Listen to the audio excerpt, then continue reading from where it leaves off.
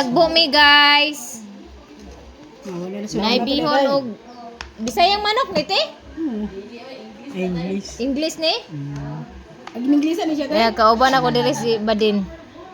Og iyang anak tago-tago mamagid si. Klaro kay naong. Yung nana siguro ni iyab sa kuan ba kay tago-tago naman. Uy. Oh, mo ni among sudan paklay, nay manok, nay bihon, nay ginagmay aw. Ginagmay nga wala na ulo. Patatas na lang nabilin og carrots. Anniversary man sa akong uyuan karon.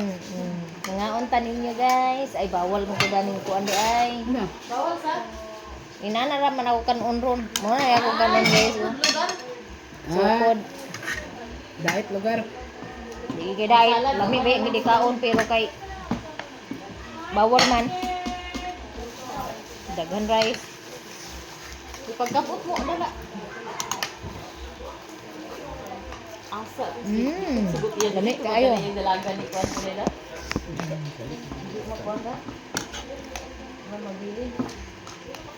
Meron ka mga bata sa panay. Yung nana dito nga. Ang iba. Pantong isa. Ang masad. Hello guys, maayong hapon. Naaday ko diri karon sa among mini mart na. Mini mart. Oh, grocery ni Inday Vlog. Naaday ko diri karon kay schedule na ko karon nga mag-assist sa tindahan unya kay nangumpra man aw mag-arrange me og stock.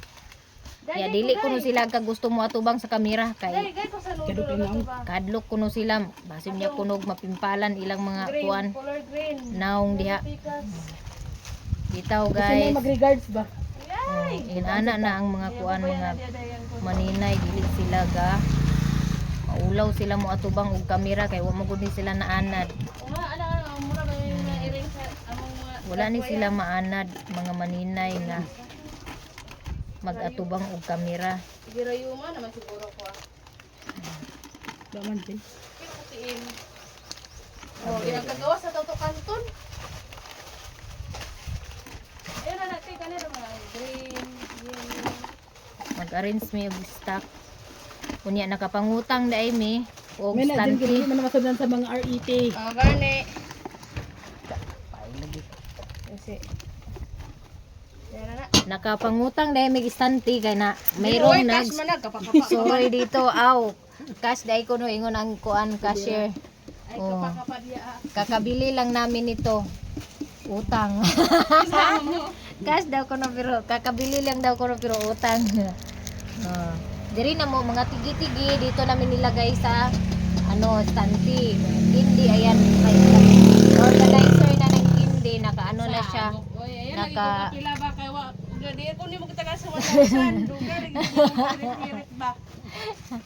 Oh, maganda na siya kasi organized na yung mga paninda. organize ang paninda nito ni Merijen. Tapos nagtanghalian kami doon sa President Ilaan Tinaumi, presidente namin kasi sumad ni Angkol. Sa may Tagalog sa What Sumad. happened to this? Yan na kay hindi ko na niya. Di out na ni? Okay. Pwede na mo ikape. Aw, kape na ko ni ron. Ay, di pwede kay naay kuan sugar. 3 in 1. Ay mo din oh. Daghan ba ang pagtuni mo ba yung Merijen daghan dito? Ganun, man balibad man ka din nga kuan man. Kanang Gracia na. grasya naman na. Kita may nagkuha na si Merijen. Kanyang kwarta. May nga. Okay ni? Oo. Ano ni mo nga? Nabutas kasi siya mga maninay. Kaya hindi na siya pwede ibinta kaya ikapi na lang sa mga mag-duty. Ayahay ba sa duty sige pangape? Ayahay ba lang? Ito, busutaan ko na lang lugar. Sige sa kape. Ay, kidinda. Hapay niya. Kung ako tuyon ko mapapuslot. Ay, mesti ako. Come on na. Kumapi, Roy. O, muni among sekretary din niyo. Saba. Among sekretary. Treasurer Oh, treasurer di ay. Nara di ay among sekretary. Dili ko sekretary. At tindira di ay. Yan na ako. Ay, kapa-kapa diha. Ay. Ay, vlog nga. Buot-buot lang. Oh. Ato nang i-open. So, mo na ni siya guys ang gi-arrange. Oh, na-organize na ang among mga paninda nga candy, noodles. Nindot jud kayo og naay istante para ma-organize ang mga baligya.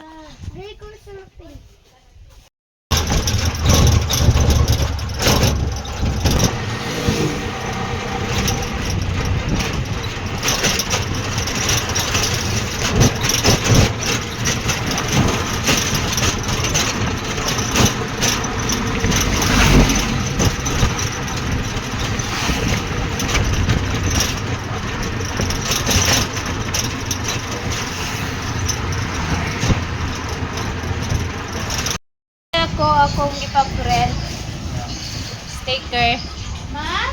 Baon na akong ipa-print nga sticker. Atong Friday dapat tukwaon nga lintan ako.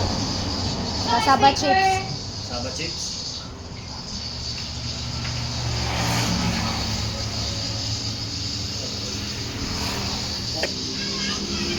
Bayad na ni.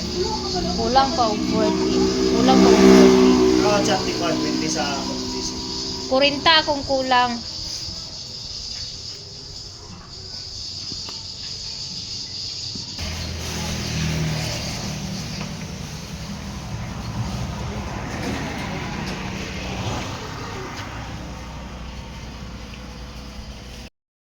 Mga isda guys.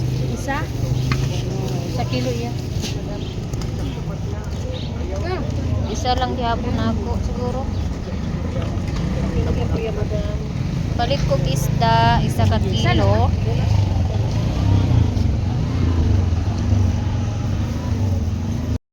Kuha, dagat.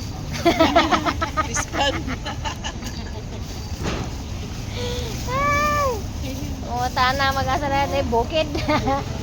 Kuha sa bukid. 220 ang kilo ng isda. Bili ako 1 kilo.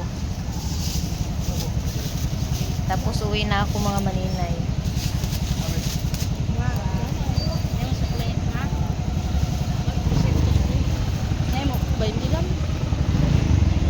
Damo kay ila kwarta kay pinuto sila man. Salamat po.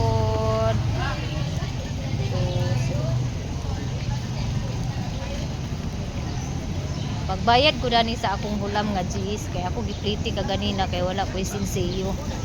Bayad na ko oh. Bayad. G's kay basig malimtan ako. Ay. Tara na Roy. Okay na ta. Nagdag sama-sama. Abi ka pila dia day. Ito ikaw na yung saking na yun. Sige, pagkuha lang kaya dayon. Bayari yun niya. Inig mga pamasahero na ka. Ito na yung sticker ko mga maninay. Ipakita ko sa inyo. Ito, yung langka hindi na ubos kasi hindi na ako kumakain ng nangka, ng maraming nangka. Bumili ako ng 1 kilong isda. Dadaan na dito, bibi. Panawag ko ng naong ni mo. Unsa na isuray mong naong na puti-puti man. Tapos, ito yung pinano ko. In-explain ko to sa doon sa printing. Nag-assist sa akin. Ang sabi ko, gusto ko 0-0 yung pag-print ba. Katulad nito, meron siyang bikant. Sayang kasi yung bikant. 8 piraso na sana to kung hindi to nilagyan ng bikant. Tapos dito, meron din 8 piraso, 16 na. Sayang na. Oh, ang gusto ko sana 0-0 ba hanggang dito yung ano, walang bikant bita sa gilid-gilid. Kaso hindi pa rin nakuha ng nag-layout ng sticker. Pero thank you pa rin. May sticker na ako at hindi ko na pinakat isa-isa. Sabi ko ako na yung magkat isa-isa, okay lang sa akin, walang problema. Basta ma-0-0 yung sukod, sukat. Hindi naman. Useless lang din. Sayang kasi yung ano, yung dito naman oh, yung sa kabila, ang laki. Oh. ang laki ng iwan. Hindi nakuha nila yung gusto kong ipaano sa kanila. Pero at least meron na akong sticker.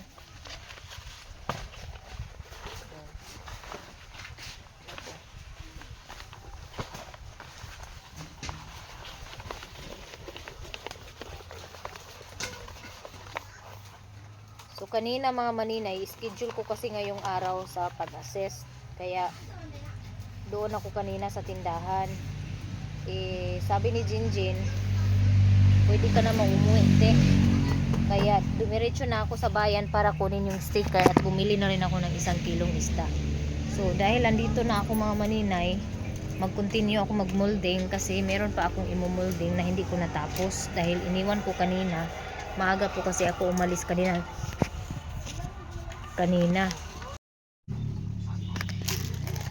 Naanak ko balay mga maninay inya. Mag-cut na po ko ani akong sticker nga gipa-print kay wala ni nako siya gipa cut, ako ra mismo ang mukat ani. Unya naana day ko gidikit dire sa pouch. Naka-start na ko kagabi mga pila ka piraso. Gidikit na nako siya daan while wala pa nako siya na sudlan ang pouch. Mo na siya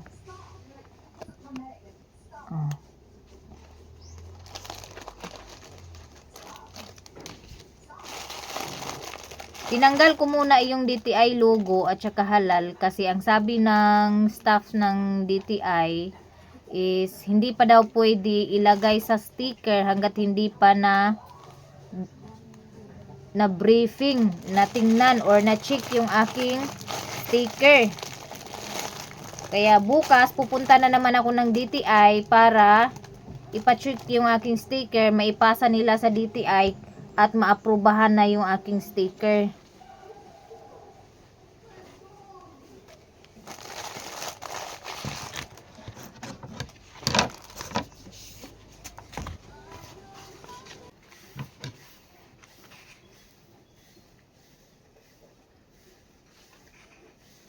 Yung kape ko mga maninay, nagtimpla ako kanina bago ako pumunta ng Mulberry. Hindi ko na nainom, nakalimutan ko na.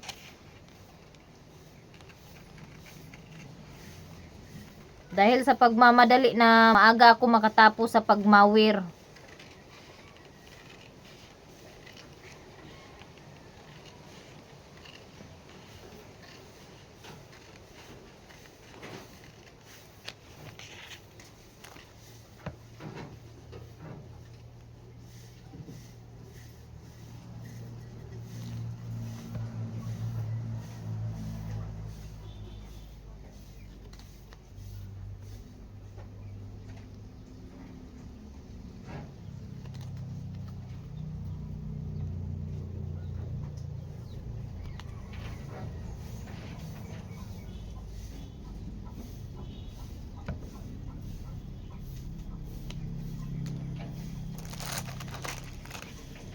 Ginawa ko mga maninay para magpantay po yung pagkakalagay ko ng sticker. Ginawa ko, nag-ano ako dito, naglagay ako ng sukatan dito sa table.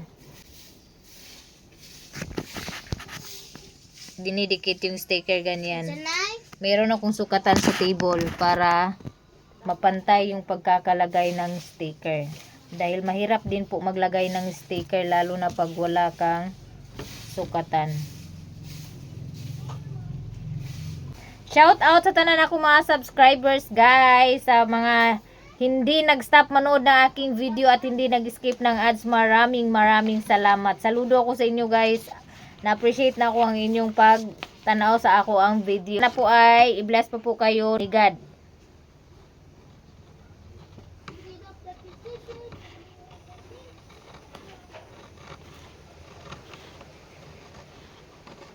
Sa ngayon, wala pa pong kinudkod na balanghoy. Kaya mag-cut muna ako ng sticker at magdikit ng sticker sa pouch.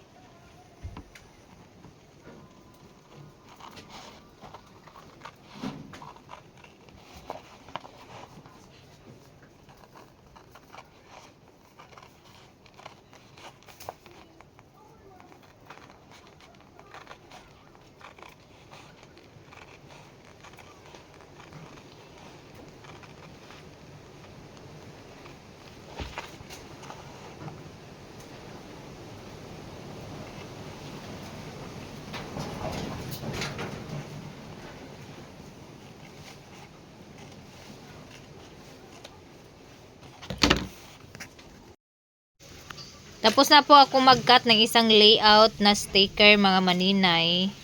Ngayon ay magdikit na naman ako ng sticker. So ito, nadikitan ko na to. Okay, tabi ko muna to.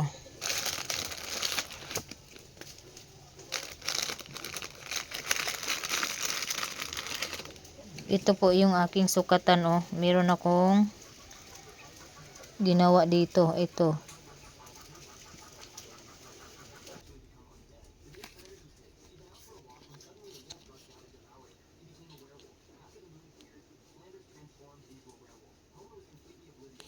Ang hirap.